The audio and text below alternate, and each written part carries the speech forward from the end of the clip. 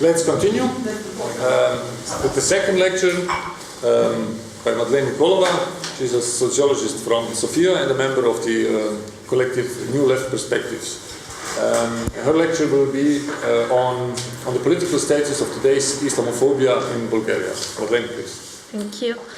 So I generally deal with anti-terrorism trials and legislation in Bulgaria. So naturally I will talk in similar lines, like, yes, about Islamophobia and about more contemporary issues.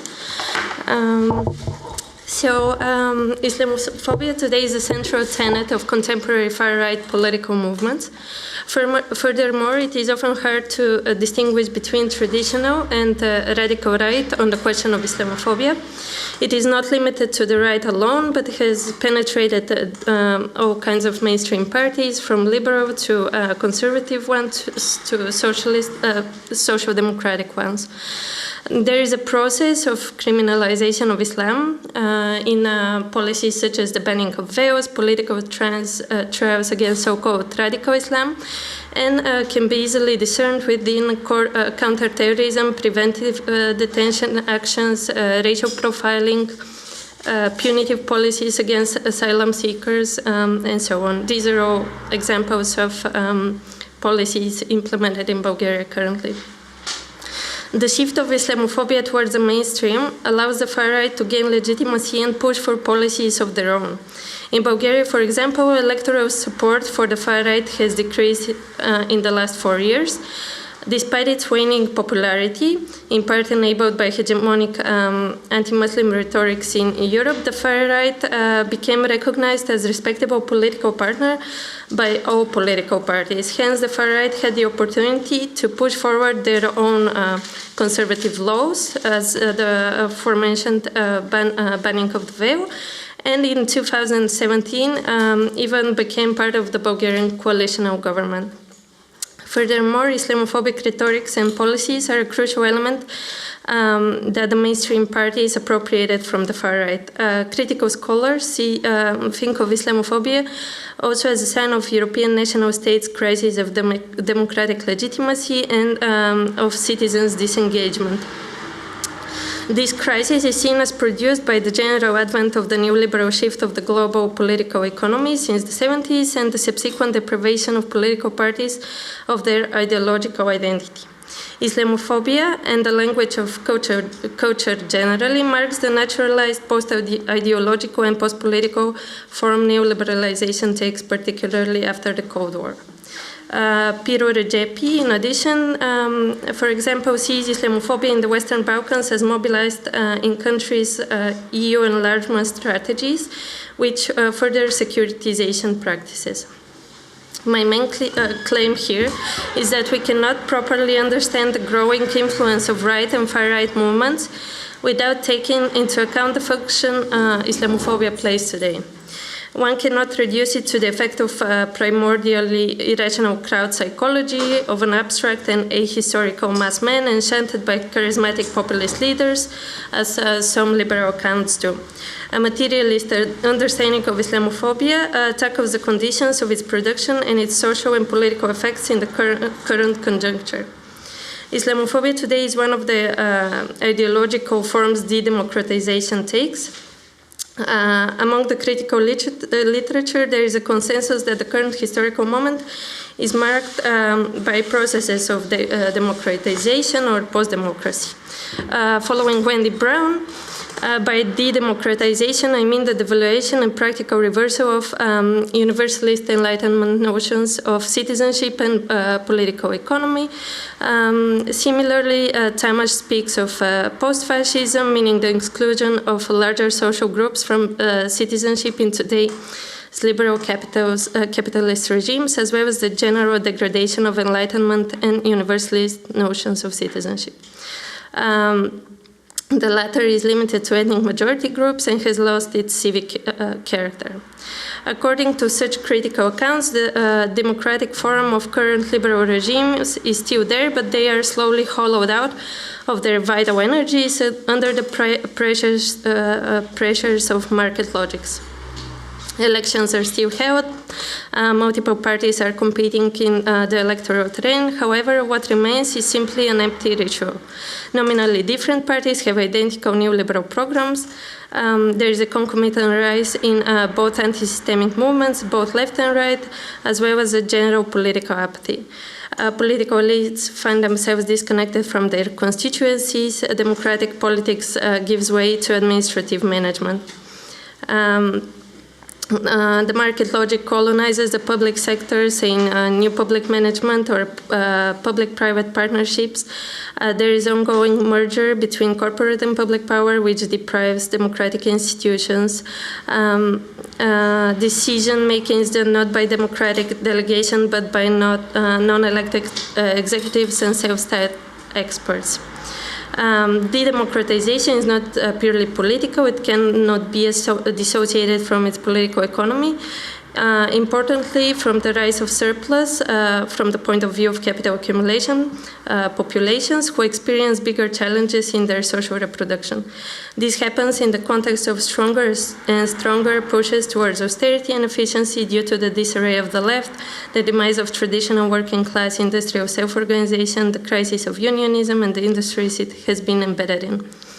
From the perspective of elites, ideologically represented by dominant intellectuals and politicians, the current crisis of democracy cannot be explained via references to capitalism. Thus, they are forced to find its external sources and to frame de-democratization in the naturalized and fetishized forms within which it appears to them. The domain of culture, where Islamophobic discourses are located, is an ideal vehicle of the reified forms within which de-democratization appears to elites. To put it shortly, in the eyes of the organic intellectuals, de-democratization needs to be relegated to natural forces as a means to explain it away and legitimate the repressive policies it entails. I claim Islamophobia is instrumentalized to justify repressive and neoliberal policies by references to their supposed popular demand. Racialization of populations allows for further limiting of democratic participation. Political actors in Bulgaria, and especially those in government, tend to justify public spending cuts, austerity, repressive measures, and generally the shift from social to punitive state, by blaming xenophobia on disenfranchised white masses, who in the end bear the consequences of such political decisions. However, this justification is not a conscious move on part of elites, but is, as I mentioned, an effect of their objective impossibility to articulate a critique of liberal political economy. Culturalization of political relations occurs where social antagonisms assume the form not of struggle of ideas or of social classes, but of clash of cultures, understood in essentialist terms. This is evident in the delineation between good and depoliticized Muslims against politicized and bad Muslims.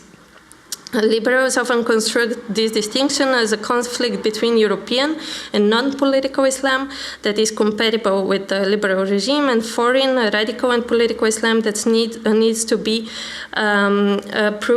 uprooted by repressive policies and to be condemned. In Bulgaria, this ideological distinction in liberal discourses sometimes takes the forms of counterposing urban proletarian masses to rural peasant Muslims. The first are viewed as proletarianized and or unemployed, thus not producing any concrete use values, hence more dangerous and unruly. The latter are imagined as silent, traditional and harmless village Muslims who produce concrete use values through their agricultural work. As Saba Mahmoud has shown, liberalism does not simply tolerate diversity, and it does not simply repress it. It also attempts to remake all non-liberal subjectivities so they comply with the liberal political rule. Liberal tolerance of difference is limited to what is not essentially different, but at the same time needs to constantly imagine the essential difference it tries to exclude. Islamophobia provides a cultural vehicle within which conservative and liberal political activists and intellectuals can delegitimize democratic participation of the majority, especially of low-income workers, the structurally unemployed, the disenfranchised, by imagining them as radically different, immature, and essentially incapable of governing themselves. Importantly, an effect of that process is de-democratization, because within the strongly anti-populist liberal conservative rhetorics, democratic majorities are presented as dangerous, unable to vote properly, and in the end prone to violent ideologies. Here the far right and so-called radical Islam are presented as two sides of the same coin, a kind of totalitarian twins, or more adequately triplets, since in the dominant imagination they tend to be associated also with socialism. Here, culturalization of politics tends to be coupled with the reactionary language of crowd psychology. Democratic majorities are prone to manipulation by charismatic leaders, foreign propaganda, and violent ideologies. Both far-right members of the ethnic majorities and Muslim minorities are seen as marginalized masses of losers, prone to extremism due to their allegedly pathological psychological characteristics. Societies are presented as dominated by singular political cleavage, a Manichaean conflict between liberal individuals supporting European integration, NATO, free markets, rule of law, dialogue, and tolerance, and on the other hand, militant and illiberal collectivists, nationalists, communists, populists, fascists, and in the end, radical Muslims. The first are modern, civilized, open-minded, rational, tolerant, moderate, and the latter are aggressive, barbarian, backward, fanatical, violent, dangerous, revolutionary. Each problematization of liberal capitalism is destined to be labeled the next totalitarian enemy of liberal regimes. Sometimes these exclusionary rhetorics is being directed to groups that do not explicitly challenge neoliberal capitalism but have become its victims, as they have ended up appearing as overpopulations for capital accumulation. In that sense, it is possible to speak of a reaction without any revolutionary impulse preceding it. Here, in the reified consciousness of liberal elites, populations that were unable to be seen as useful for exploitation by capital start to appear as unnecessary people that need to be policed and surveyed due to their supposed dangerous psychological predispositions towards violence. To put it in other words, unlike modern anti-Semitism, despite all their similarities, Islamophobia does not project reified notions of capital to concrete ethnic groups, say like anti-Semitism's projection of abstract domination onto Jews, but rather Muslims are associated with those populations that are cast as useless to capital and subsequently seen as overpopulation, redundant people who dare to cling to their lives. It is now common for governmental anti-terrorist campaigns in Bulgaria to be directed towards members of the Roma Muslim community, which is actually ridden by extreme levels of poverty and unemployment. In a recent radical Islam trial, when 13 Roma Muslims were convicted of promoting radical Islam, the court held that the Roma population in a Roma Turkish neighborhood in Pazarjik, a town in Bulgaria, was radicalized only because it is illiterate, has no theological training in Islam, and is thus unable to make proper rational judgments. There is a suspicion of radicalism only due to Roma's subordinate and marginalized status. The Roma, the court decision went on, are uneducated, socially disadvantaged, and easily manipulated. Such Islamophobic campaigns are frequently supported by intellectuals.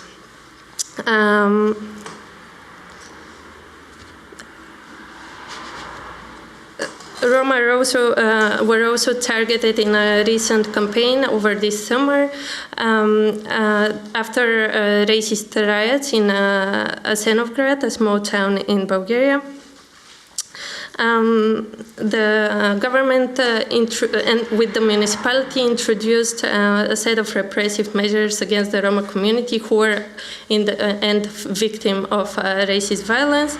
The government set up a police station at the entrance of the Roma neighborhood. It put a gendarme squad in front to, they said, to protect the Roma from their racist attackers.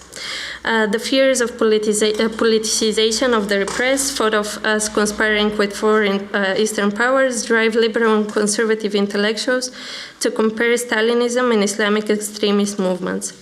These jihadists are often likened to kolkhozniks due to their imagined ignorance of the ideology they fight for and their fanaticism. Every political intellectual activity on part of the oppressed, regardless of their color or religion, is seen as radical and fanatic. When talking about radical Islam, some see an overlap between left-wing multicultural policies and the Islamic threat to Europe. Communism, radical Islam, and left-wing policies are amalgamated and embody the source of moral panic around the waning of liberal Europe and its supposedly traditional values. Interestingly, identical arguments are raised against alleged supporters of the far right, claiming that racism among the ethnic majority is an effect of its supposed disenfranchisement and the violent psychology their social positions breed. Democratic majorities, both ethnic majorities and ethnic minorities, are cast as unable to govern themselves due to the fact that they are prone to manipulation. Poor racialized communities are more often seen as problems to control and survey rather than autonomous subjects able to speak for themselves. The very idea of democracy, understood in universalist terms, is being delegitimized and counterposed to an elitist notion of expert administration. Anti-populist vilification of disenfranchised majorities is among the most common tropes in liberal media in Bulgaria, as well as the main topic of practically all public liberal and conservative intellectuals. Georgi Medarov has carried out in-depth study of such trends in his dissertation From Liberalism to Authoritarianism. I will not go into detail here, but would just give some examples to show more clearly what I mean. One of the most influential liberal journalists in Bulgaria calls far-right activists white jihadists, who are young and hate everyone, quote, whose horizon cannot reach beyond their second-hand car, if they are male, and anyone who cannot see beyond the VIP area in the Turbofolk club on a Saturday night, if female. The journalist completes the psychological and lifestyle profile of the white jihadists by describing them as disenfranchised youth who do not see opportunities for themselves and are enraged by their inability to sustain the consumption levels they desire. Their demographic groups is, according to the journalist, white Bulgarian Orthodox Christians. They have stolen the word patriot, a concept they cannot properly understand. He thus the journalist presents himself as an authentic Bulgarian patriot who cares about deep moral values, unlike the white jihadists who only care about their material well-being. Inauthentic patriots, submerged in the everyday world of immediate consumerist desires, cannot satisfy due to low productivity. According to the journalist, look for easy solutions like, quote, you blow up yourself in the bus and fly up to the Virgins. These are, he continues, the Bulgarian brothers of Salah Abdeslam. In main liberal media, in the main liberal media in Bulgaria, it is very common to read things like, quote, communism, just like Islam, preaches the sacrifice of the individual in the interest of the community. The communists, just like the Muslims, sees the meaning of their lives in improving the world. Both communism and Islamism use terror to achieve these goals. Communism and Islamism radiate with the aura of fear, a code towards the leader, love for military marches, provocations, intolerance, total lack of sense of humor, degeneration of creativity, repression of ability to solve problems, lack of efficiency, will to destruction, unquote. Islam, as it is put in article in the Bulgarian version of Deutsche Welle, is, quote, the third totalitarianism. Similar language of vilification is directed both against Islam and socialism, supposedly, and the far right, supposedly having the same social origins, an orientalized image of the marginalized masses who are unwilling to live austere lives, care only about unproductive consumption, and are incapable of productive work ethics. Such texts claim that political violence and extreme ideologies, be it far right, far left, or Islamic, are the only means to compensate for the inability to enjoy consumption without productivity. Right-wing experts worry that Bulgarian voters discussed with liberal elites would lead to increasing support for far-right political parties. The zeitgeist is what makes centrist political parties resort to racist and conservative rhetorics, asserts an expert of the Institute for Rightist Policies. And this zeitgeist is embodied by the people. Populists say whatever the people want to hear, chimed in another political scientist.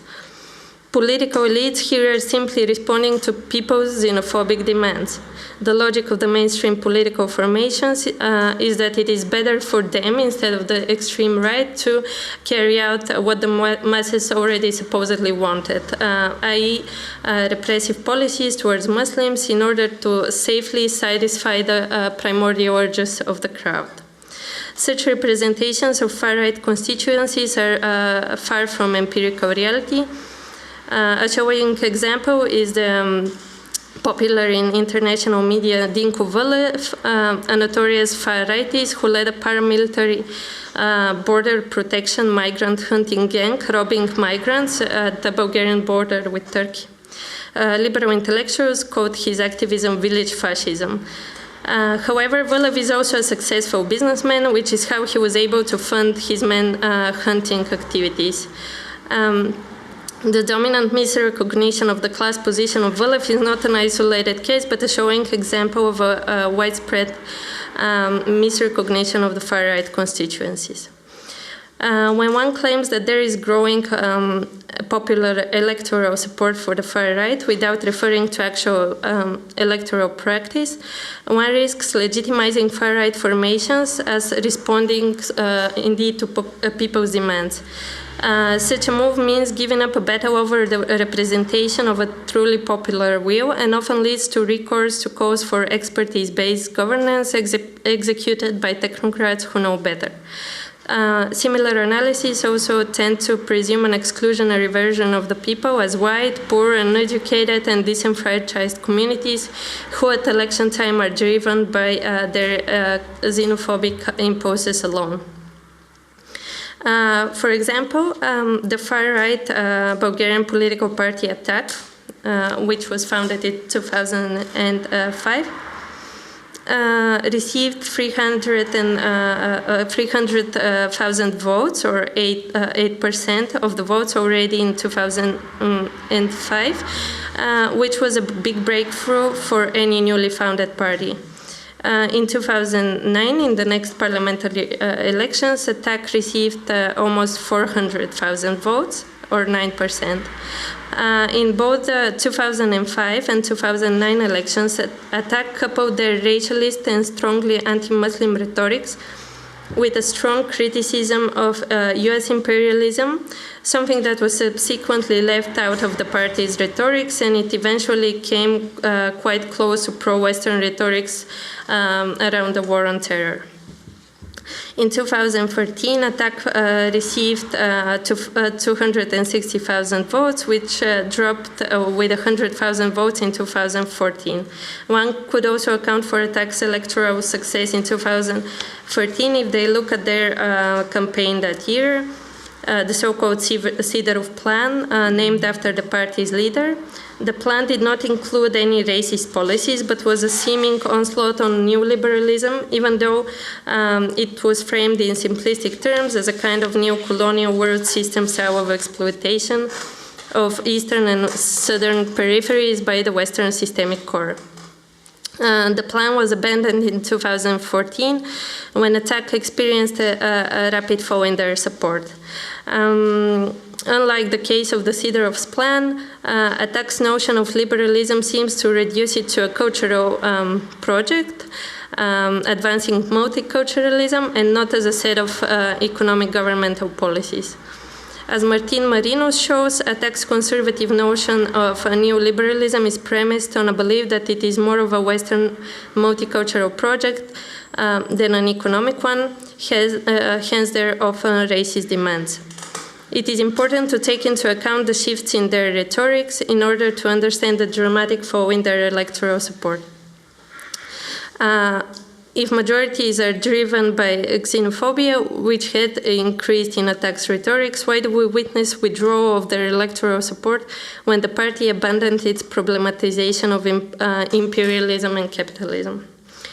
The end of 2016 was marked by the second resignation of the now ruling party, Citizens for European Development of Bulgaria, or CEDB.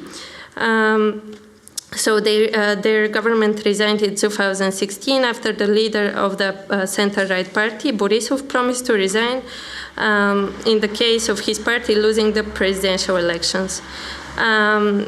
This led to new parliamentary elections this year, and the government coalition between the center-right party and the far-right United Patriots in the same year. The United Patriots, or UP, is formed out of three far-right parties: the National Front for the Salvation of Bulgaria, a splinter from the far-right attack, and the Bulgarian Internal Macedonian Revolutionary Organization. Often far-right political formations are presented not necessarily as anti-European, but as essentially anti-EU. However, what allowed the new center-right and far-right coalition was precisely the strongly pro-EU stances of two of the far-right parties and the relatively marginal spot reserved for the formerly anti-neoliberal attack. The coalition agreement declared that the government is dedicated to, quote, unswervingly continue on the road to Euro-Atlantic integration and called for the furthering of the cooperation between member states. What is more, the agreement insisted on the importance of keeping migrants away from the Bulgarian border with Turkey, again, for the sake of EU's integrity. Their social policy proposals consisted in promises for negligible increases of the minimum pension, along with cuts of pensions for people with disabilities, and numerous promises for additional workfare measures and references to so-called social security scams. They united also against imagined dangerous social parasites, meaning people with disabilities, ethnic minorities, mothers, etc., who are abusing the welfare in Bulgaria. The neoliberal measures, firstly affecting Roma, of the new coalition were accompanied by a promise for the prevention of terrorism, radicalization, and extremism. What provided the rationale of this coalition was also the exclusion of the communists and Turks from access to executive power, meaning the Social Democratic Party and the so-called Turkish Party, the Movement for Rights and Liberties. While Attack was on its own with this seemingly anti-neoliberal agenda and was critical of US imperialism, it was deemed far-right and populist by leading liberal intellectuals. But when the far-right shifted their geopolitical orientation to strongly support NATO, that allowed them to be referred to by intellectuals as simply the patriots or the nationalists. Attack transformed us into patriots as well once their role in the political field was only to bring votes in parliament, enabling a stable coalition with the center-right party. The far-right got into government only this year for the first time, even though cumulatively they lost 140,000 votes since 2014. In 2017, parliamentary elections, the United Patriots got 9.3% nationally. Of all United Patriots voters, only 7% are with primary education. 40% of its constituency was made up of people with higher education, and almost half of the people were with high school education. This is telling of the inconsistency of the suggestions that the far right are elected by uneducated classes. Most of the voters with primary education only voted for the liberal pro-minority movement for rights and liberties. 25% of all with primary education voted for this party. The United Patriots got most of its votes from ethnic Bulgarians and almost none from Bulgarian Turks nor Roma. Turks voted overwhelmingly for the so-called Turkish party, while the majority of Bulgarian Roma vote was split almost evenly between the mainstream center-right party and the Social Democrats and the so-called Turkish party. The UP drew most support from people who in 2014 voted for the center-right CEDP. These results showed that UP, the United Patriots, drew its support mostly from the right, similarly to the cases of the United Kingdom Independent Party in England and the National Front in France. Aurélien Mandon shows how UKIP in Great Britain draws votes from primarily from the Conservatives, while the French National Front drew its votes from some working class communities where the right already had a hold, and from citizens who had not voted previously. The poorest members of Bulgarian society are Bulgarian Roma and Muslims. Unemployment among the Roma was about 80% last year, and 86% of them lived below the poverty threshold. That makes it easier to understand why 31% of the liberal movement for rights and liberties party constituencies are unemployed, compared to only 15% of the voters for the United Patriots and 13% for the Citizens for European Development of Bulgaria. In 2017, 2% of the Bulgarian Roma had university education, compared to 2001's rate of 0.3 among the Roma. Upward social mobility among Roma is not thanks to any government efforts. The poorest and the most uneducated vote for two of the mainstream parties and the liberal one, but not the far right. Inequalities in terms of education and employment directly relate to questions of racism and Islamophobia in Bulgaria. This makes the choice of liberal pro-minority and anti-racist parties, who are also neoliberal in their economic policies, on part of disenfranchised communities, an informed choice, having bearing on their interests in the absence of a left-wing alternative. Additionally, the electoral support of ATTAC and other far-right parties does not come from the most marginalized sections of ethnic Bulgarians. The electoral support of ATTAC parallels the support of traditional right-wing and liberal parties. ATTAC in 2005 got the least support from people with low education, similar to other right-wing and liberal parties. The Social Democrats and the pro-minority MRL, on the other hand, got respectively 18% and 46%. In 2005, ATTAC also got very low support in villages, where some of the poorest sections of society reside. The moderate right parties got also fewer votes from villages. These figures are pretty far from what liberal activists try to present as what they call village fascism. In fact, most of the support of ATTAC in 2005 came from regional cities. Again, similar to conservative and liberal parties who got a similar share of the vote, whereas support from regional cities for the Social Democrats was smaller. So if class characteristics is to be sought, it is rather the middle classes and not the marginalized poor who support the far right. Similar overlaps between the electoral support of traditional conservative and liberal parties and the far right can be witnessed in practically all elections in Bulgaria in the last decade, as it is shown by other studies of voting behavior in Bulgaria. One should also take into account the low levels of voter turnout at parliamentary elections. This year's election attracted only 55% of all eligible to vote. As Nadezhda Garuh has shown in her analysis of electoral practices, the most marginalized in Bulgaria most often abstain from voting in the first place. It is not enough to account only for these misrecognitions on part of liberal elites, but also try to probe their conditions as well as their political effects.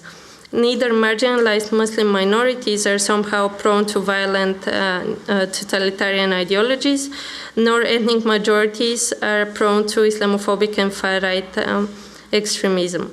In Bulgaria, but also in Europe, neither Islamophobia nor fears of political Islam, nor some imagined radical Islam are the spontaneous form of the consciousness of excluded democratic majorities, but are the very grammar of their exclusion. Assuming that such exclusionary apparatuses are indeed put in place on a popular demand, gives the far right the opportunity to claim that they simply amplify the cries of the downtrodden. What is more, as Mondon warns, narratives of xenophobic white working classes disarticulate, quote, the potential alliance of workers and their common grievances against the neoliberal system are weakened as their demands become subsumed into racialized conceptions of their identities. Thank you.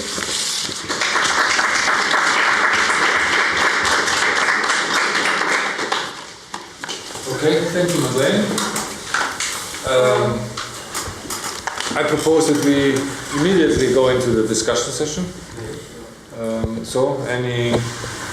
But first, of course, any comments or questions directed now? First with Madlen.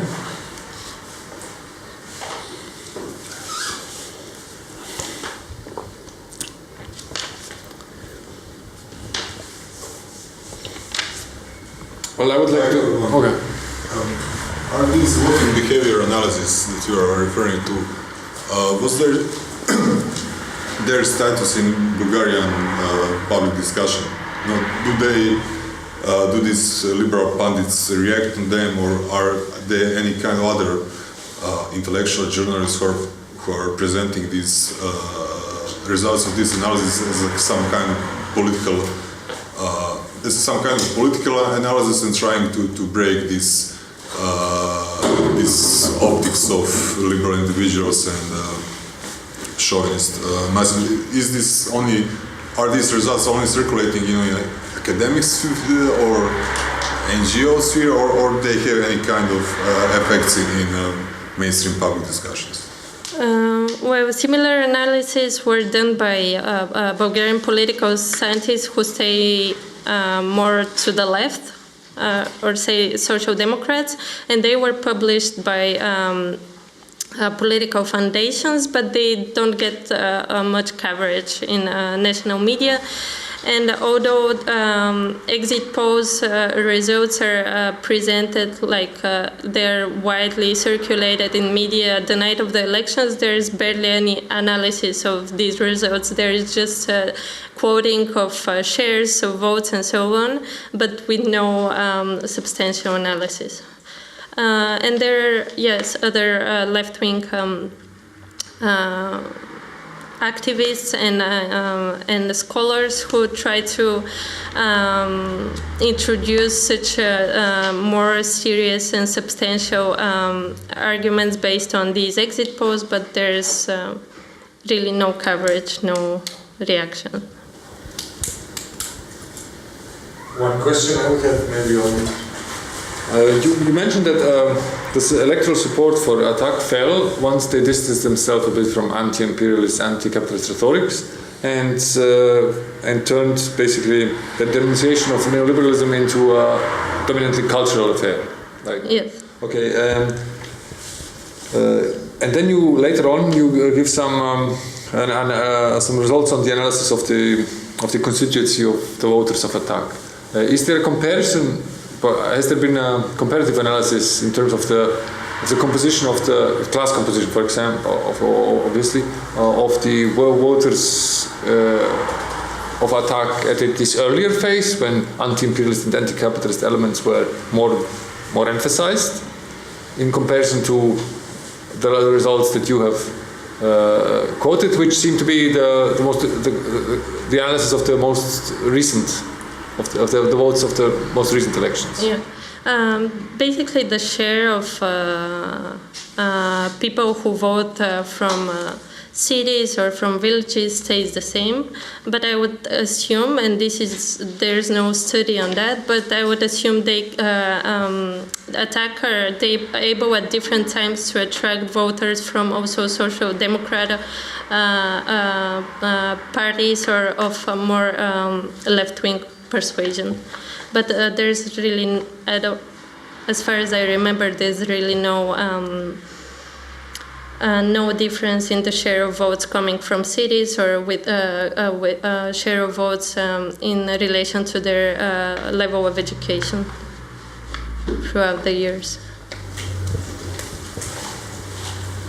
You mentioned also this shift in the pundits' conception of the attack once it proved to be a force of parliamentary stabilization of the majority of the coalition with central right. Is this something? I mean, this rhetoric, the shift in rhetoric was. Is it even problematized? How is it explained? To what extent? Is it the dropping of these anti-capitalist, anti-imperialist elements which has proved them, made them, acceptable to a certain extent to the mainstream, or is it rather that, in that sense, pro-EU or pro-NATO turn, or is it simply the fact that they are willing to be a constructive player within parliamentary politics? Yes, they are basically seen very practically as this stabilizer of the current government, and also similarly in the previous government, liberal intellectuals were very happy to announce that this most logical partner of the center-right party would be the far-right National Front for Salvation of Bulgaria, as they are indeed also pro-EU and are willing to introduce new liberal measures, and these liberals simply stay blind to racist suggestions or policies coming from these far-right parties, who some of them had, in their electoral campaigns had calls for internment of Roma into camps where people would visit and see, like in zoos, how Roma live. And does this constructive turn of the far right in that regard, in terms of parliamentary politics, has this led to a drop in its appeal as a protest party for those for their traditional voting base? Are there any indications of that? Yes, I would say so, because in 2013 there were large protests against electricity price hikes. And it was after these protests that attack got larger votes and changed their political program and so on. And after the protests were over, the attack felt less of a pressure to continue with anti-imperialist talks or with anti-capitalist talks, with anti-neoliberal talks. So that's the point where their popularity in terms of votes also waned.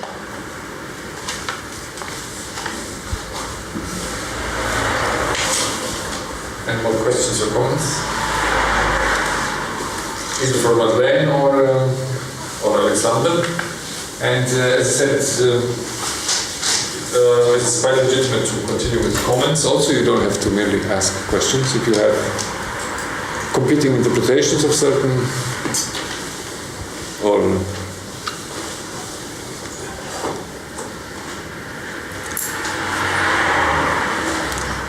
well, maybe one notion that was to some extent obviously mentioned in both of these talks.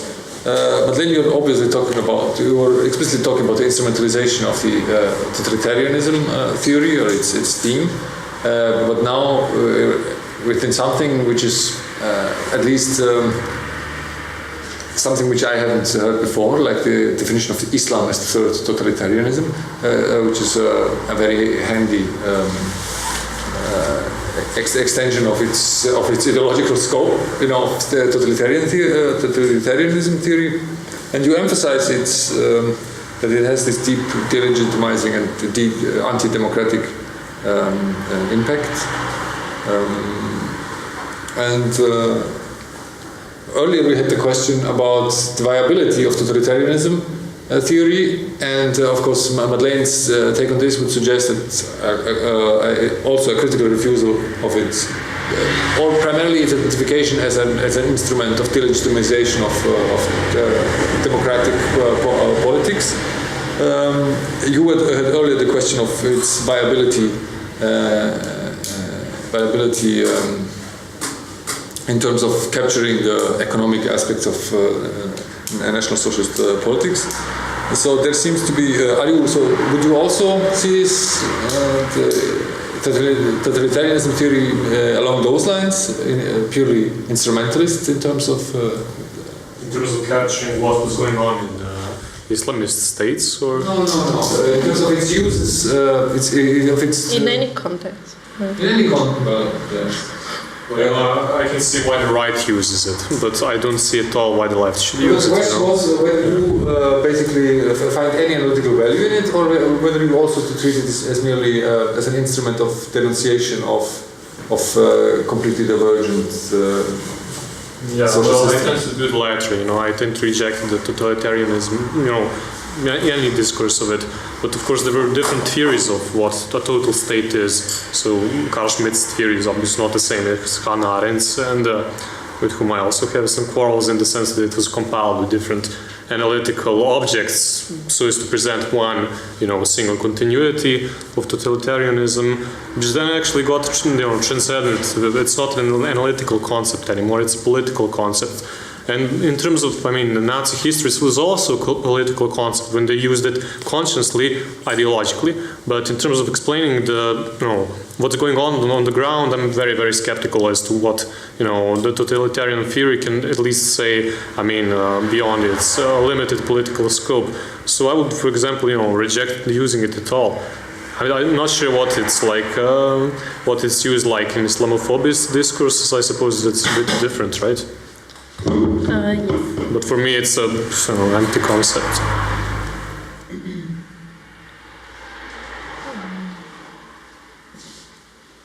One thing you said, Madlen, about culturalization as an expression of the inability to formulate a critique of the liberal political economy. Can you explain, if I quote this correctly, can you explain what you mean in more detail, what you meant by this?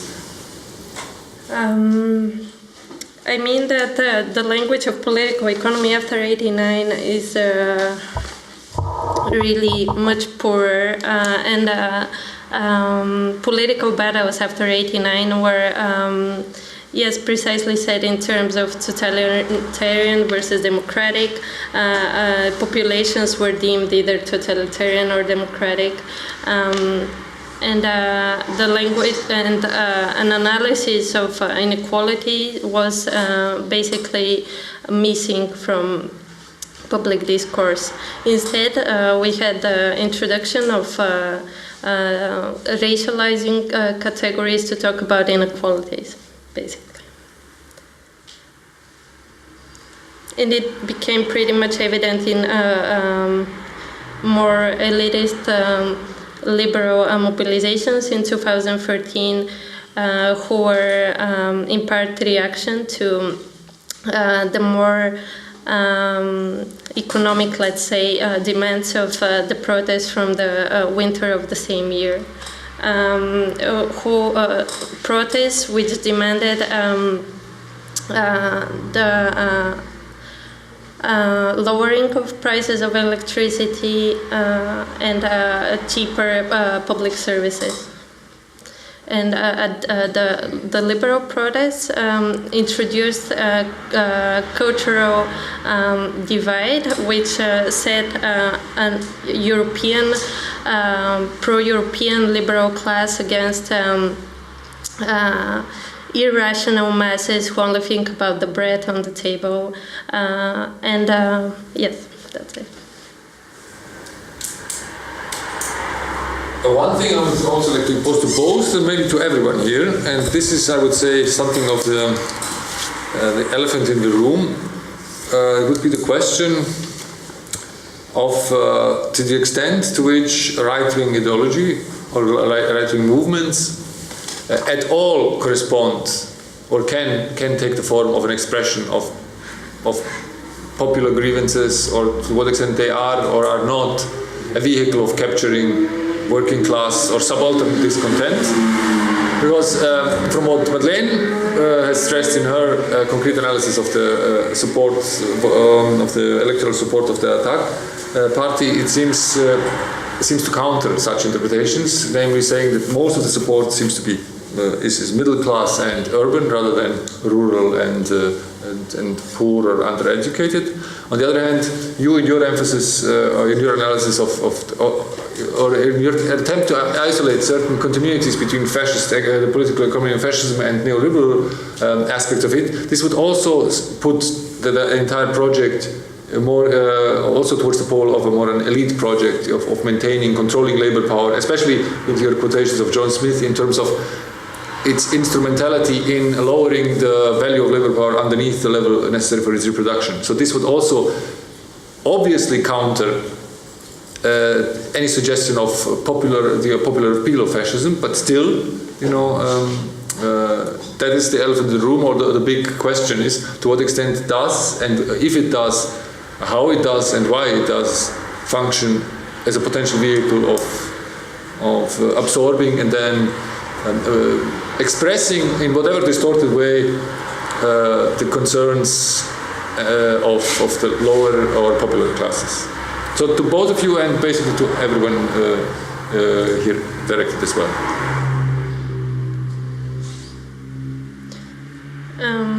I think the far right might not reflect the real or true popular will, but we have to ponder about the lack of any political reaction, lack of any protests on part of marginalized communities, but also of liberal or left-wing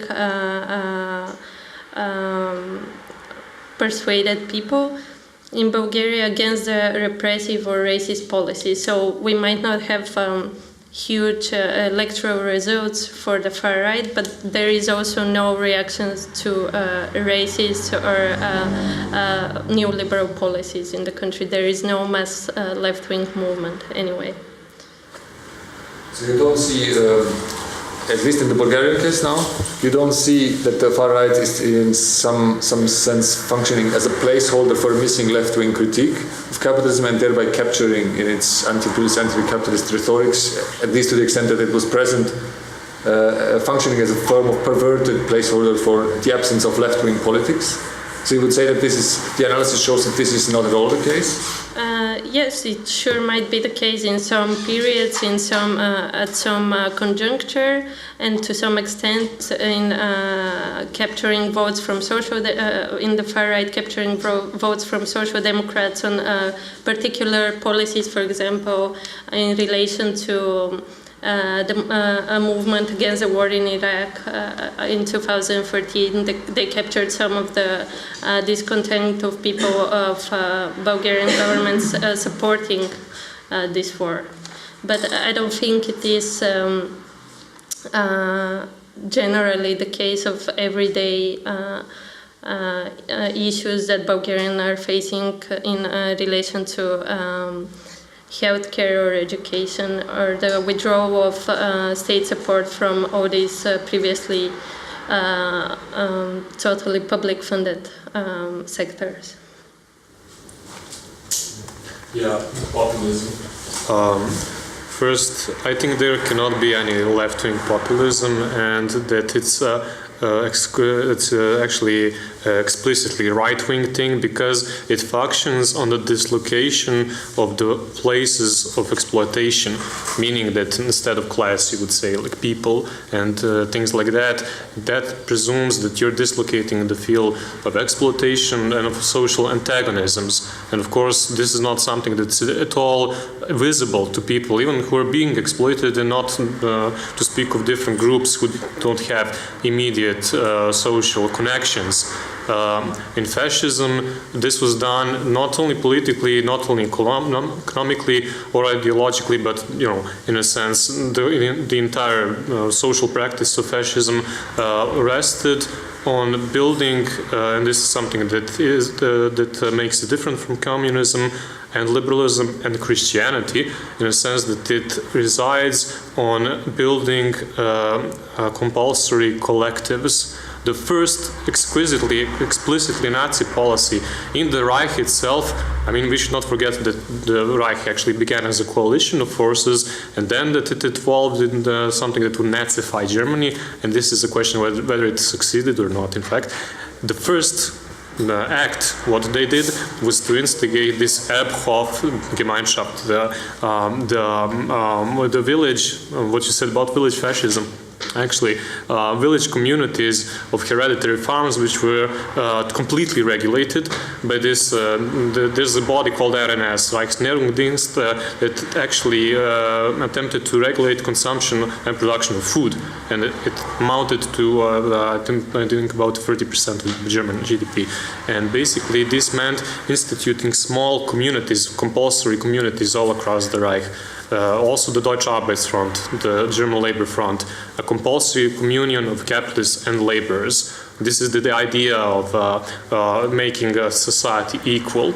Not equal in the sense of a truly classless society, but compulsory equality based on these collectives.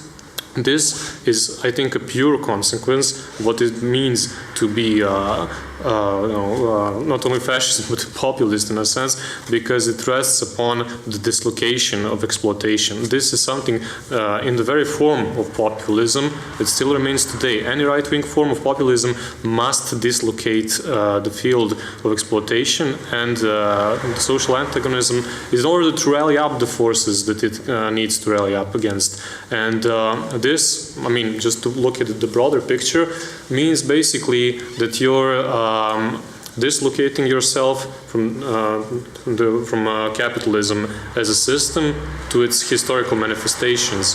For example, anti-Semitism, or at least according to Poston and some others, and I think you mentioned that as well in your lecture, functions precisely upon this. The dislodging between capitalism and its historical manifestations. So it's not some abstract logic that is the fucking us up, it's the Jew, it's the other, it's the Muslim. So this personification of social exploitation in one person or one group or several groups actually presupposes that you don't want to see the entire system. You don't want to look at the system. You just see the consequences and make them gullible for what's happening to all of us. And this fake egalitarianism and fake scapegoating is, I think, what's the key into this right-wing populism that's pretty much present now as much as it was in the 1920s. That's it.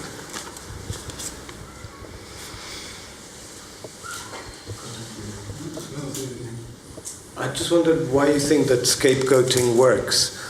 If we're not going to go to the argument of them being irrational, uneducated, not seeing past the turbo folk club, why does scapegoating work? Because it is such a simple and clear explanation, and it wasn't heard for the first time, however hard the abstract, complex critique of the system may be. Scapegoating is a clear finger pointing. We do it in daily, or we can point it out and criticize it in daily life, like don't pick on the weak, and this didn't happen because of that one person. So why does it work, in your opinion, at the level of social groups, that they're willing to stand behind that? Yeah. If we're not going to call them irrational or uneducated, which we shouldn't. Yeah, but I don't think we can just simply despise any irrationality, because otherwise then we would be advocating this completely rationalized view of rationalized individuals, you know. So this is the other thing that is also equally dangerous. I mean, that's actually, you know, what the neoliberals do all the time, you know. This is the rationalized individuals, blah blah, who invest in themselves or whatever.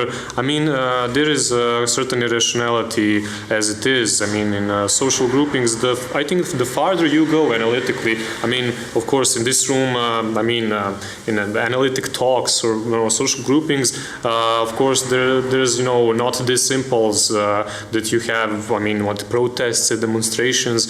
I mean, this is the function of ideology. I mean, that immobilizing this sort of discourses and attaching them to, you know, social movements and the like.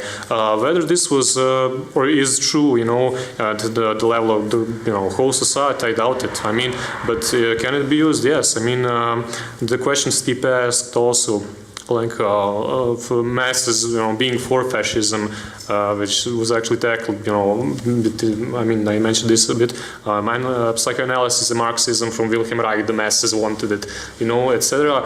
This is also not that true. I mean, You don't have to go back as far as Reich. Let's go to the Bulgarian folk-loving woman on a Saturday night. She's not voting for attack with her now. It's not her who's voting for attack. Yeah. No, but there was an analysis that you cited which pointed out that it is those kind of voters, the man... I cited such an analysis, but I don't agree with such an analysis. Okay. Yeah. That was the mainstream talk that the analysis countered, I believe. Okay. The stereotyping. Nikola? Okay, so I mean, when we discuss this, the potential appeals of far right to the different segments of the population, I think there is a danger, like, to overestimate or to overstress the difference between the far right parties and the rest of the bourgeois political spectrum, like to make this very strong distinction. So we are basically often playing this game of accepting that there is some huge and unbridgeable differences between them. I think that there are differences, but in a different way. I think that basically the fact why far-right parties can combine completely opposite or contradictory policies in a very short time period, from being extremely neoliberal to acting, to using social demagoguery, or from being extremely pro-Russian to being anti-Russian, etc., etc. I think, I mean, these are basically,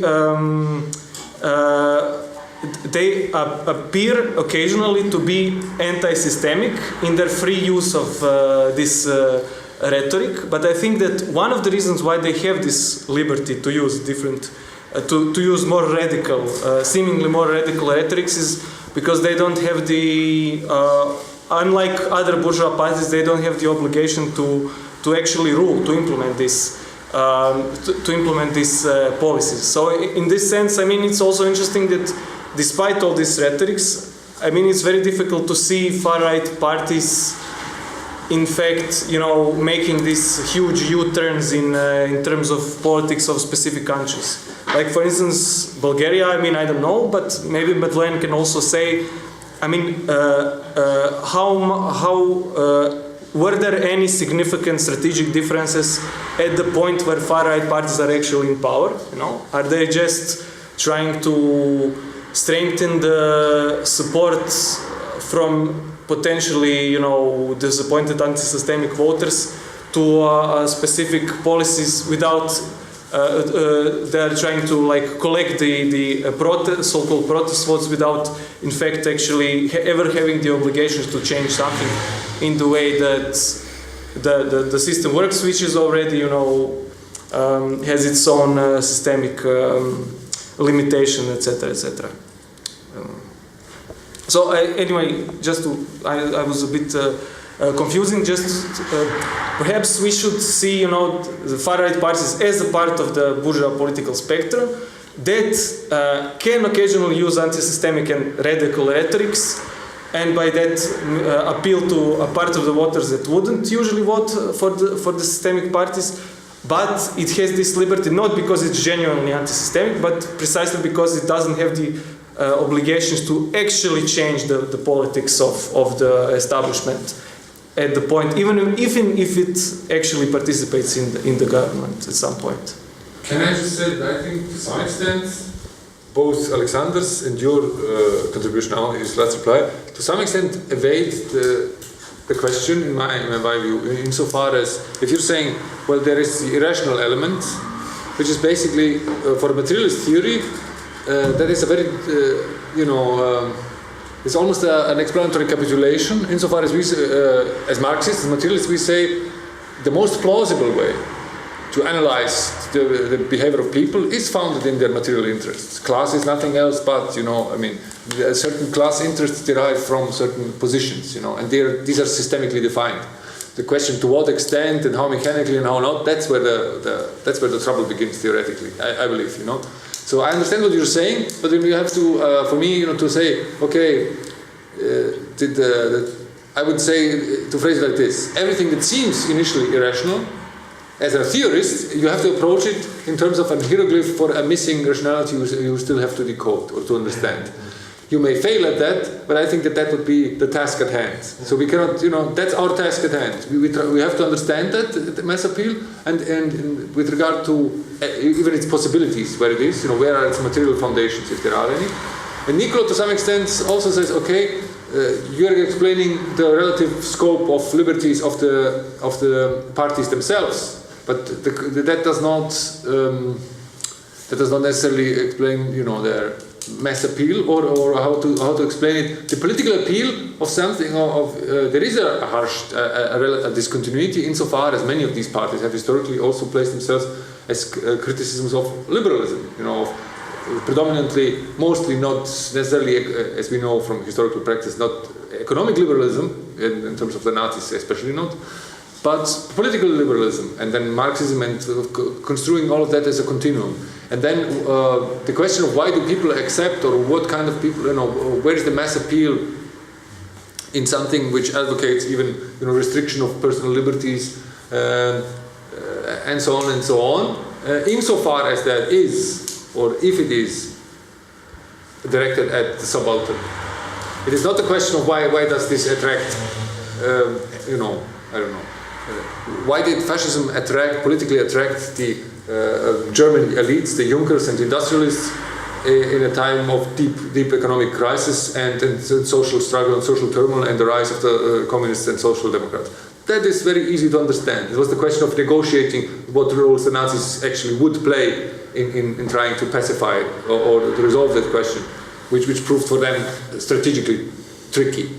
The more difficult question is to understand its appeal to subaltern classes, and I think that the question you posed, it's a serious one. What is its appeal if we do not assume that people are merely stupid, or if you even say ideology, it's only for me that rephrases the problem. But okay, what are the material foundations of the appeal of ideology if we're staying materialist in our explanations?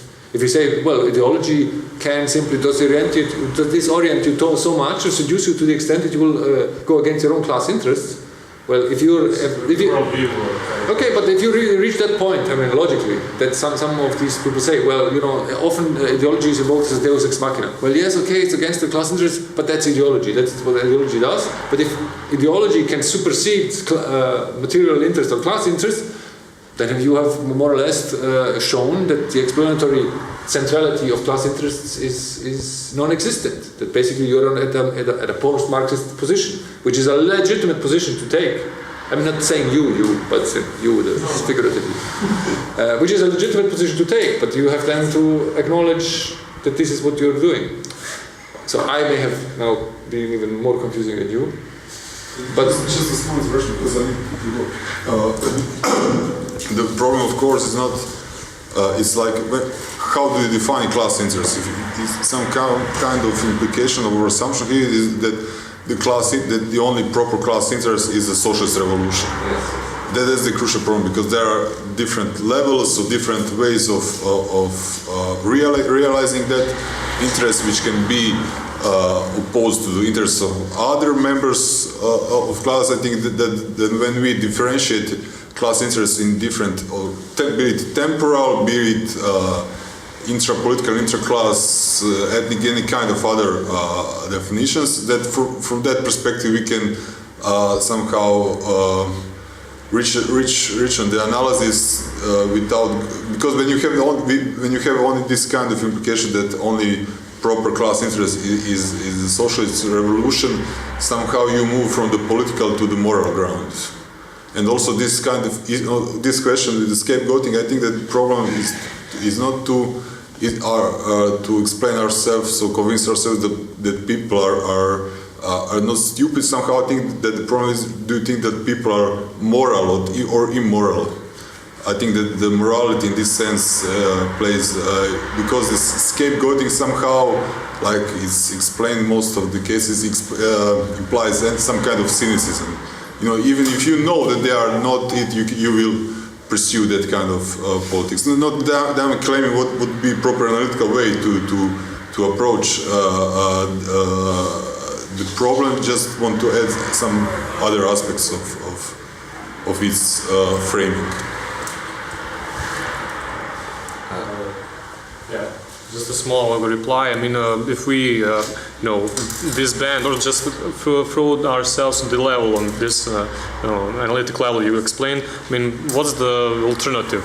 Some sort of vitalism, analysis of emotions, Spinozism, I mean, which Lordon carries out, for example. You know, like if you need to address this irrational element, then you're also in another field of theories that do offer these explanations, but I think that's really not enough. You have to have some sort of, context at which this plays out. Also another thing, and that's why I mentioned collectives, I mean, we're presuming individuals here, and are in reality, at the moment, for example, somebody really votes against his presumed class interest, which I don't think is an intellectual also only category, but who knows his class interests like by heart. I mean, with the socialist revolution or reading Marx, I mean, at least historically, if you analyze how people vote or whatever, it's not a question only of class interests, of course, but it's also not only a question of analyzing this irrational enigma element or whatever. It's always the play of it, but this is a historical thing. So I think we can only, to an extent, speak about the nature of this. But in a sense, in the final instances, it is determined historically. I'm not sure if we can have at all a theory by which you can explain the totality of this ideological practices, why the right wing will succeed or will not succeed. We can only retroactively, I think, speak about it. Unless you want to go into some sort of vitalism or. Vitalism. Yeah. I think Marco just set out what would be the most, for me, the materialist approach. This is to say, basically, to not assume what has been the classical assumption of classical Marxism. In most of its history, the class interest automatically needs a form of politics that would be left-wing, but to analyze precisely how it can manifest in many different political ways. And also to take account of the fact that the working class itself, or the lower class, is also in a structural position of competition within itself. And that this can explain why political divisions within the class along gender, national and other lines become an expression of class interest of certain segments of the working class against other segments of that class. And there you have, then you have the explanation of a materialist analysis of the appeal of certain type of xenophobic politics. I'm not saying that this is sufficient, but I would say that this is at least a sort of type of question one could pose without immediately going either in the direction of irrationalism or some type of Spinozist theories of affects. Yeah. That would be my response. And then we have... I wanted to say that. You wanted to say that? Well, we are all in agreement then. Yeah. And, okay.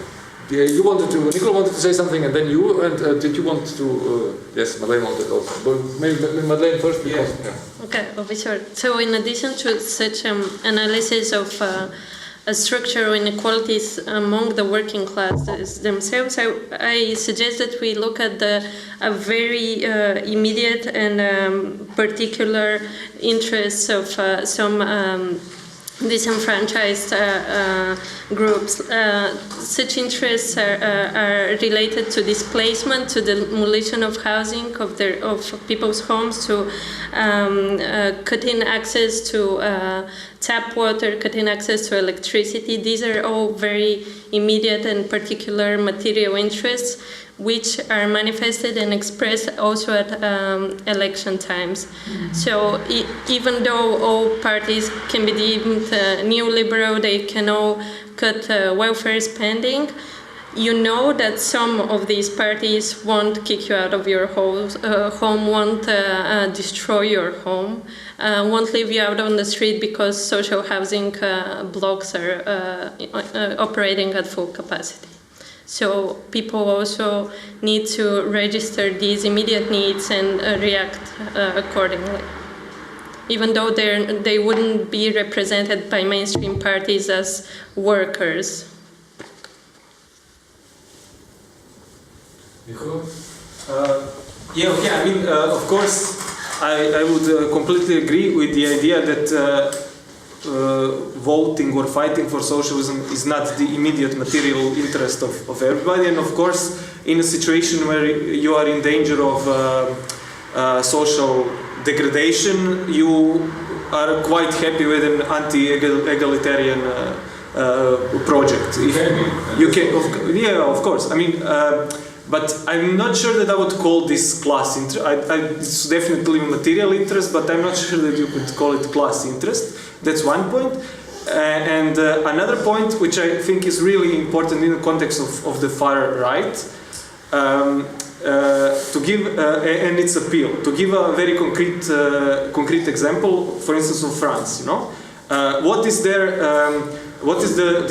appeal of Front National in the working class, especially in the north? It's a very well developed strategy of taking over the communist voters by using social demagogy. It works on the north.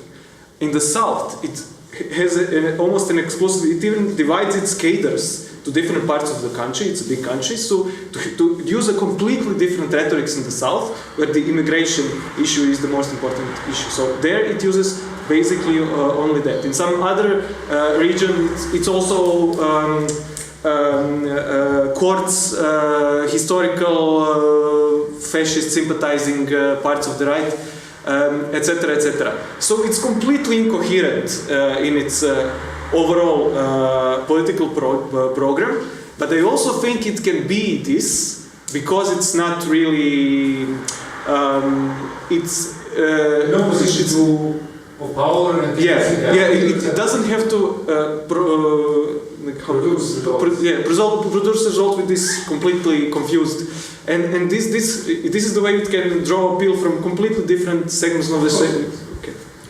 Yeah, I think, you know, this internal competition of the working class is, I mean, I completely agree with it, but I think it's still an intellectual concept, and in the sense that people do not, of course, usually, by definition, view themselves as a class. So this is, of course, again, a historical thing, and I mean, if you'll allow me this free, interpretation of whatever, in practice at least, I heard once a very beautiful, I think, interpretation of like what's the difference between left and right wing. That's the interpretation of human suffering, while left wing says it's not natural, while left wing says, you know, there's a way out in which everybody can, you know, be okay. The right wing says, no, this is natural, hierarchies will always exist, and only some will be saved. So in this sense, I think this is not only you know, a concept and interpretation, but, you know, pure practice whereby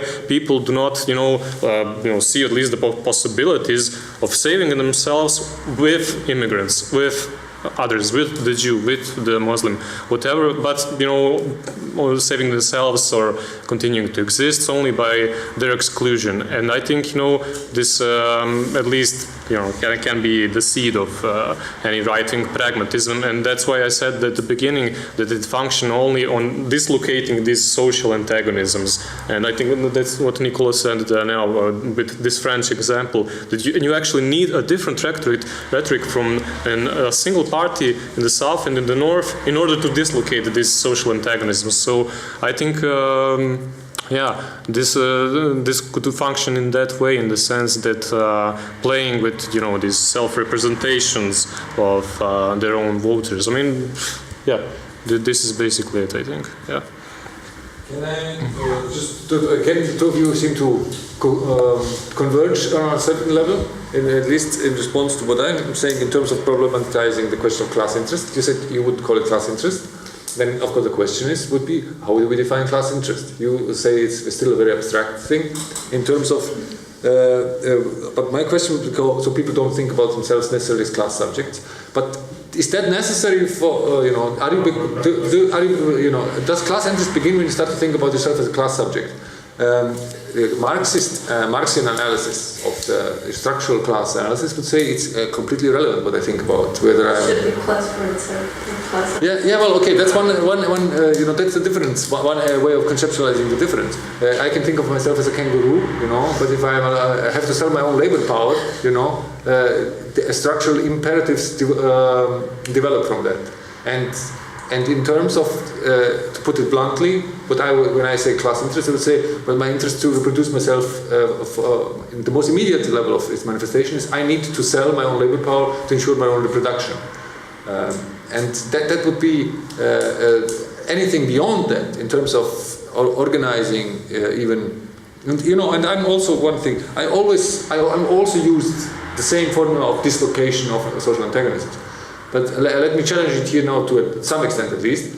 Well, it seems to me now, to some level, a type of idealist leftist conception, where you have the bourgeoisie, and then you have, you know, okay, here, and the antagonism is exclusively between this, but of course we all know capitalism produces actively, by its structural setup, antagonism within the working class, within the class, and this is not an illusion. If I have to sell my labor power and you have to sell your labor power, and there is only one, one position open, we are effectively, in competition. This can develop into manifest itself in politically antagonistic relationships. If you're, Muslim and I'm Catholic, or the other way around, or if you're a man and I'm a woman, or blah blah blah. So for me, it would be simply to plead that that the appeal to class politics, say, we have to produce class politics, is not enough insofar as. Can you repeat what you said about how does it, let's say the labor power translate into,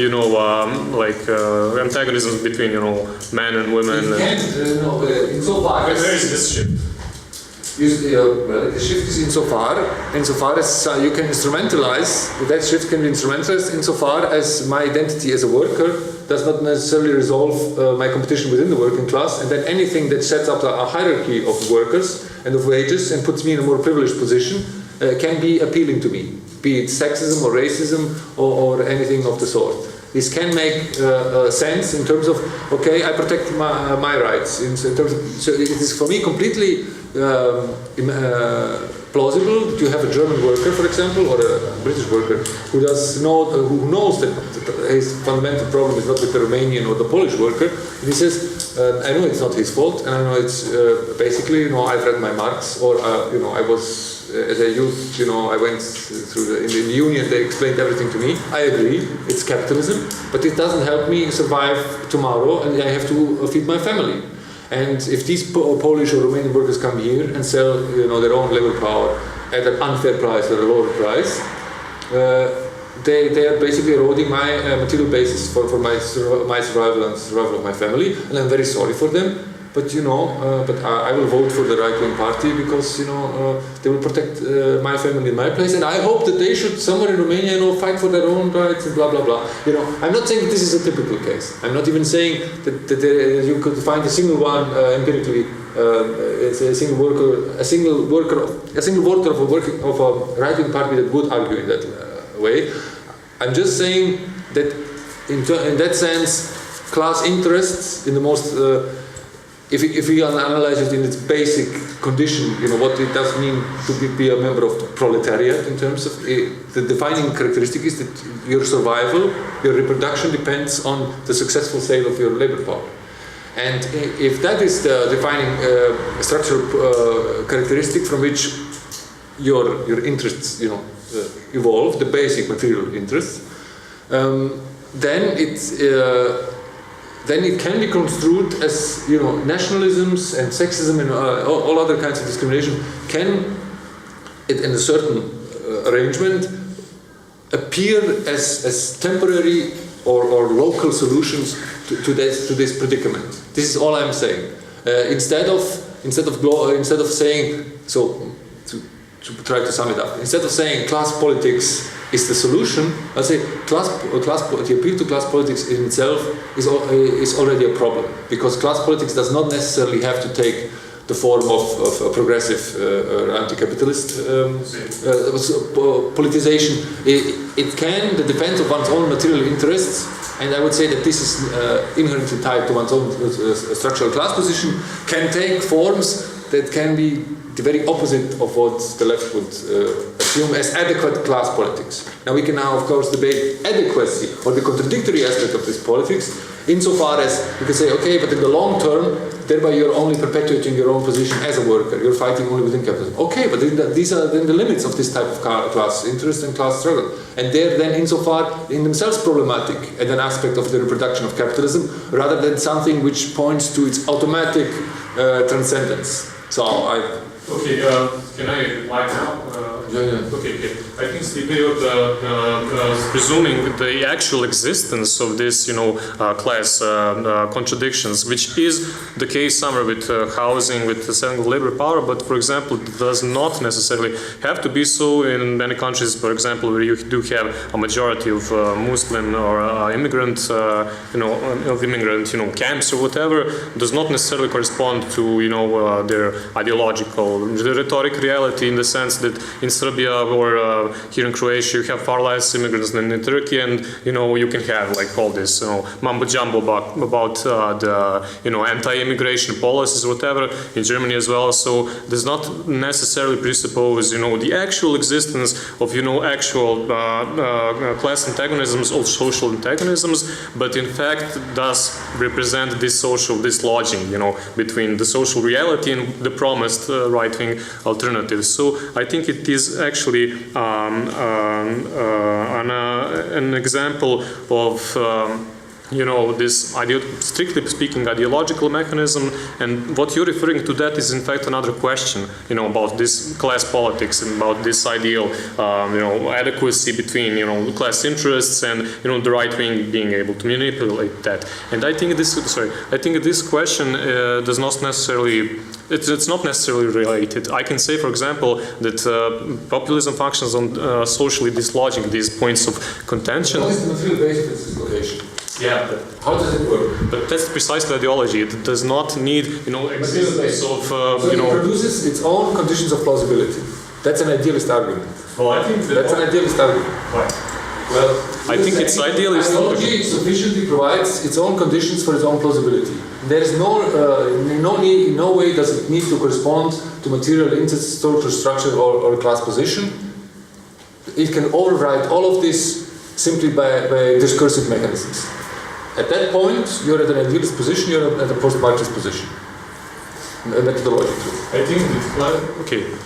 think that class interests, the way that you're presenting them at least as being some sort of this destined to be recognized by the working class or whatever, to an extent it can explain the actual material practice which is taking place, but not necessarily. If you go beyond housing or selling labor power, do you need to have Jews living in an anti-Semitic country? I mean, this is a question, as I said, of historical contingency in that sense. Both theories, I think, can explain social reality in a sense, but they cannot, I mean, you cannot reduce, it's also a idealist argument, I think, you can also not reduce populism to merely failed class interests, or realized class interests for that matter. So you don't need to have this foreign enemy in order to utilize your rhetorics about it. So I think it can also be only limitedly used to describe what's going on, at least now. I would not say it was an adequate form of expression. I would say that this is the line of reasoning or inquiry that one would have to also include, rather than assume it away. But to not turn this into a private affair, Nikolova. I just wanted to try to solve this binary opposition, which is not maybe so binary anymore. I mean, of course, it isn't the case of either the workers from their class position automatically turn socialists or automatically turn nationalists. I also think that it's not necessary that they're so I mean there is clearly some other factor, the systemic contradictions don't so their far right political opinion choice is not necessarily a more immediate expression of their class interest than their, for instance, struggle to overthrow capitalism. I think that there is a factor that actually influences this. So, is it their immediate material interest more to hate the Muslim neighbor than to struggled for the overthrow of capitalism? I don't think it doesn't mechanically okay. I wasn't saying. In fact, I'm not saying that this is the more plausible, the better, the more adequate. I'm saying it can be one form of expression. But why is it expressed? But this is the question that you have to answer at a very concrete level of analysis. This is not something you can assume. I was not trying to say that xenophobia is always the more adequate response to this antagonism. All I was saying, countering precisely the opposite assumption that class interest will always reflect in a revolutionary way. I was by no means implying that xenophobia is the most immediate, the most reasonable, the most plausible. But my problem is, for a leftist, the problem is, can it be? Can class interest? Is there a fundamental discrepancy between class interests and xenophobic ideologies? And I would say the materialist, if Marxism has long assumed that one excludes the other, certain forms of Marxism, that we have to accept that xenophobic ideologies or sexist ideologies or whatnot can also be made productive in the reproduction of a class society, in the divisions within the working class, and these divisions within the working class, the fact that such ideologies can be instrumentalized in that way, have a rooting, their foundation in the very fact that the working class is in structural position of internal competition, and that this is a defining characteristic of this class, and not something contingent, and that any assumption of the working class as a progressive class subject is the result of a political project and cannot be assumed to be given. Okay, but I have a problem. But I just wanted to finish this. I have a terminology problem. I'm not sure that I understand your line of argumentation, but I'm not sure that you can, define immediate advantages in the competition with the other members of your social class that you can call it class interest. that's a terminological problem. I'm not sure that it can be, because class interest is supposed to be in collective interest of the class, not It's supposed to be. okay, but it's not seen as this. But that is a terminological problem. I can't. I don't think you can say that anti-immigration rhetoric, anti-immigration policy is an expression of material interest, yes, but class interest no. But in a certain, okay, that's just a differentiation I would like to make. Immediate material interest of an individual or of a part of the working class, or class interest of the class as a whole. But these immediate material interests are tied to their structural class position. That's true. Okay. So this is a question for debate. I'm not saying that this is I'm saying this is the tricky stuff that needs to be differentiated. Madlen. Yeah, so I noticed that at many discussions we often ask, why do the working class, the poor, blah blah, why do they identify with an ideology advancing the rich, the capitalists, and so on? But we rarely ask why, let's say, rich people or middle classes identify with progressive ideologies that are mostly in favor of working class people. And often when some people try to criticize a theory of class that centers on one's position in relation to production, to means of production, they talk of the so-called free professions. And there is a really nice article, a bit speculative maybe. It's by Joan Scott and Hobsbawm on shoemakers. So they analyze a famous argument that many shoemakers in the 19th century in Europe were of progressive political persuasions. Many shoemakers were anarchists all over Europe.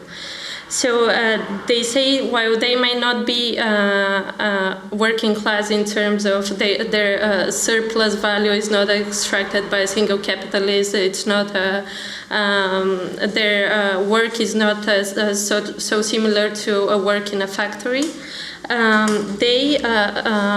Their background, often from working class families who could only afford the tools of this trade, of the shoemaker's trade, as they were the cheapest. Their shoemakers were often those who didn't fit were deemed not fit for military service.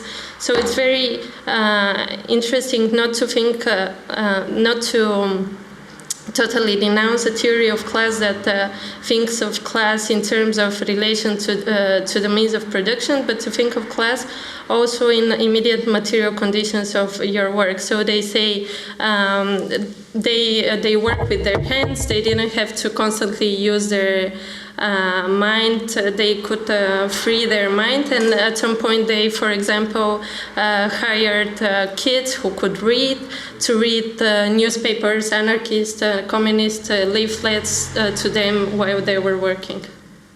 They lived on streets. They could hear, they said, common people talk, and so on. This is how they explain their anarchism. Yes. It's like I saw a meme once. Like I will open my Twitter account, and next thing you know, I'm a communist.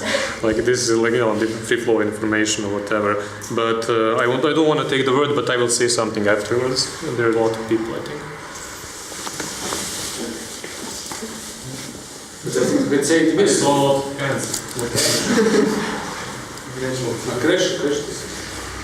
Well, I'm not.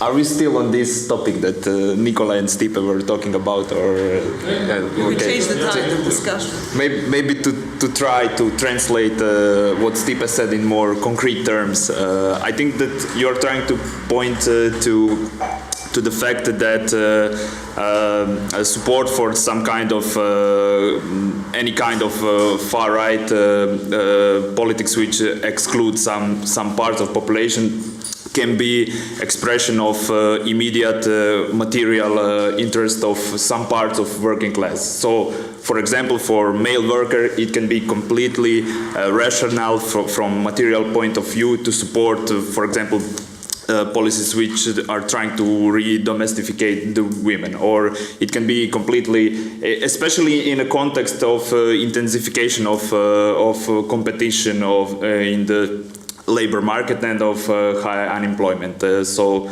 is that? That would be one line of argument, or something we haven't at all touched upon. There's a certain identification with the interest of national capital, insofar as it is your class interest, well, to have a better wage, let's say, in a certain national class, in a certain union, you fight for better wages, you fight for the maintenance of certain jobs, and that they depend, then you structurally depend on the success of the capitalist company you're associated with. Is that then this? So there I would see the material link for corporatist ideology and their successes. And corporatism, in that sense, has played an important role in fascism, historically. I mean, we know that. So I would say, rather than assuming always that it is an irrational eruption of ideological seduction, to rephrase the question, okay, let's see, why did this ideology seduce people? If we assume that they are not complete idiots, does this ideology to some extent respond to something, to certain material interests, and can be an expression of them, however short-sighted, however misguided, however displaced, however maybe self-destructive in the long term.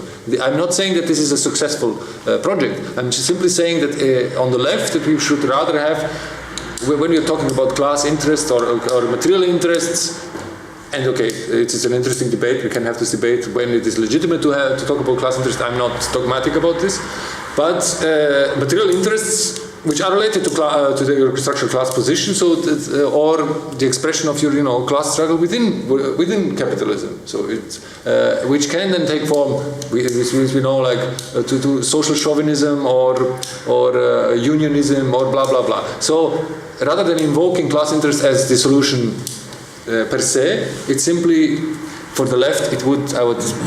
My suggestion would be it simply poses additional analytical problems rather than resolving them.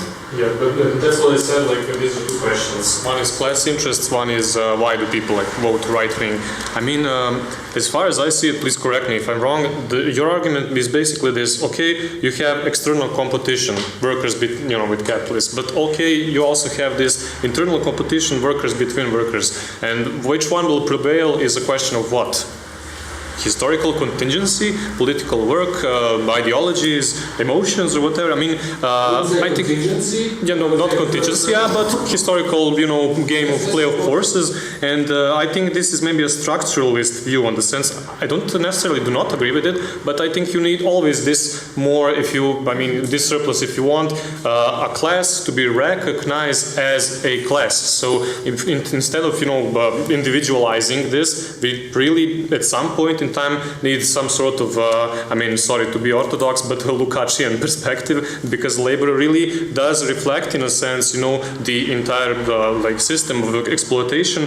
Whether it recognizes it, it's not like automatic thing. It never was. And one other thing I think is that even for class interests to be coherently somehow realized, you need extra class, practice, extra class politics. You don't need to follow only class antagonisms. I mean, that's what political work is all about, isn't it? I mean, not necessarily, voting for what's right for your workplace, but voting for your, something that will make sure your colleague also survives or whatever. But this is, recognizing class as a class. I'm not sure that this can, be only explained on economic terms. I mean, for example, of anti-Semitism, this would be economization of anti-Semitism, and you cannot explain, even Postone had this problem of explaining, okay, why the Jews? I mean, why this historically, at this specific point? Yes, you can explain some sort of a background, but you cannot economize the whole thing. So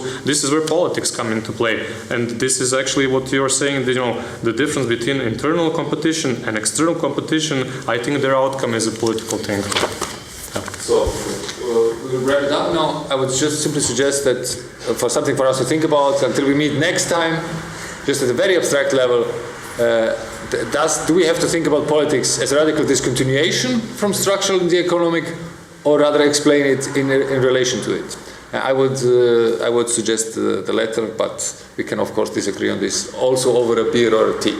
Anyway, thank you all for coming. Thank you for your patience. Thank you for the discussion. Especially thank you, of course, to Madlen and Alexander. And see you next time.